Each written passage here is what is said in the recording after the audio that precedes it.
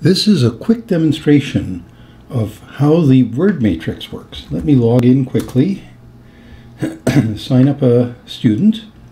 Across the top here I have three simple spinners of various types and the word matrix tool. Let me just dive in and create a base, and I'm going to add some prefixes and suffixes to it. The base I'm going to pick is port. Port, where the ships load and unload, or if it's a verb, from the Latin portere, to carry. So it has two meanings, and with that we expect that there's going to be a lot of words we can build in our matrix. Let me add the standard suffixes first. A porter is a guy who carries. If port is to carry, the porter is the guy who did it. And I could have two of them, so maybe it's porteurs. And possibly porting. Now, every time I add one of these, you can see across the top, I have this port plus ing, rewritten port, no action ing, produces porting, and that's explained in the spelling lessons.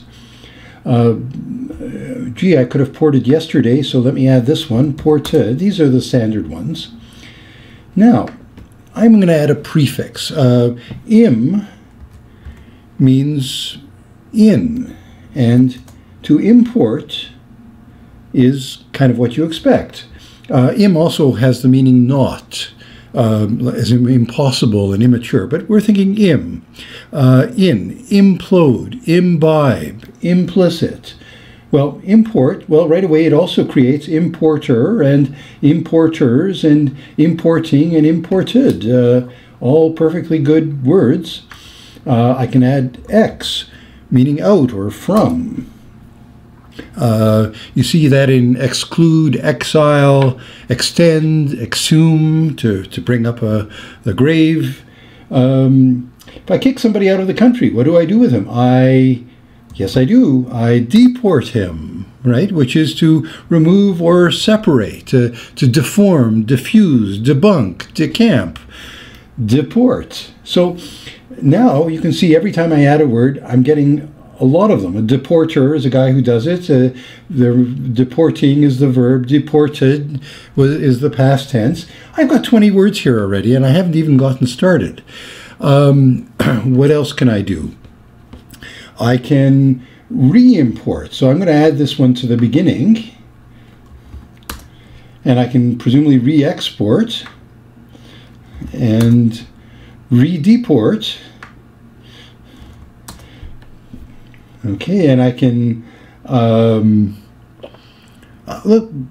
let's find another ending. Port, I can, if I take the stuff that comes in through the port, I can ask for my portion, my little bit.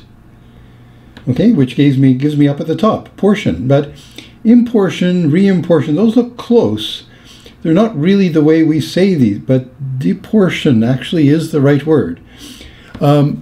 Words are really, all of these are good words in the sense that they're well formed and the meaning follows their structure. They may not be words that we use. Importion, we could sort of guess what it meant, but we don't use that word. We use importation. So let me see if I can add ate, and what would happen there? Well, I have portate, importate, import. I'm not sure these are good words. You know what? Let me get rid of portate. But there is a word here that is very common, portant, and where it comes in is important. Well, back in the days when the goods came through the harbor, when something came in, when the ship arrived, it was important. And something can be reportant. Actually, reportant has a well, that's re-exportant. But there was a function back in the day of somebody who would sit at the harbor, and when a ship came in, he would run to the center of town and write up on a big board the name of the ship. It was that important, and he was the reporter, and what he was writing was his report. Now, just means again, so you can imagine the ship arrives and he writes it up on the board again, the second arrival, the second time. So reportant, actually, you can imagine a tax matter is reportant. Reportion, reported, reporting, all good words. What else? There's a good prefix, SUP. It's actually more commonly SUB, sub, from underneath, but if it's in front of a word that starts with P, we wouldn't say SUPB, we wouldn't spell that, so it's SUPP. So support, and a supporter, and supporters, and supporting, and supported. These good words, supportion, supportant. I guess something can be supportant. If you believe in it, then it's supportant. What else can I do? I can misreport. And with all the words that come from that. And we're up to 70 words yet, and we really haven't done much. If I've imported it, I can presumably unimport it, which, the undo function. And I can unexport it. Now, a port, in the sense of to load and unload, could also be a portal. Common word in the internet age. And if I have portals, I have exportals and importals and deportals. Don't know, these aren't words we really use, but they're good words. The only difference between a word that we use and a word that we don't use is whether we use it. Transport. Oh boy, that's going to do all sorts of good things. So how are we doing so far? We've got over 100 words, and I think I'm still warming up. Port, port,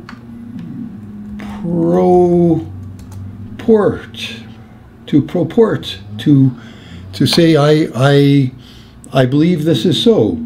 Proportion. Ooh, if I have proportion, I have proportional. And if I have, well, there it is up at the top.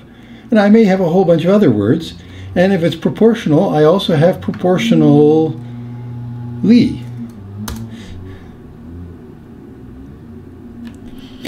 So we've got now 140 words, and it wouldn't take much imagination to keep going. The interesting thing to do at this point is to say, let's read the words. And we can read them.